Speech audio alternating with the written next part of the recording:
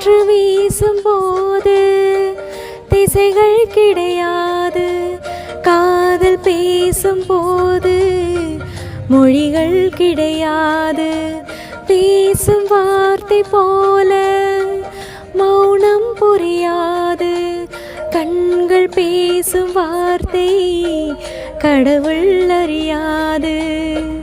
உளவி தெரியும் காற்றுக்கு உருவம் தீட்ட முடியாது. காதல் பேசும் மொழியெல்லாம் சப்த கூட்டில் அடங்காது. இயற்கையின் மொழிகள் புரிந்து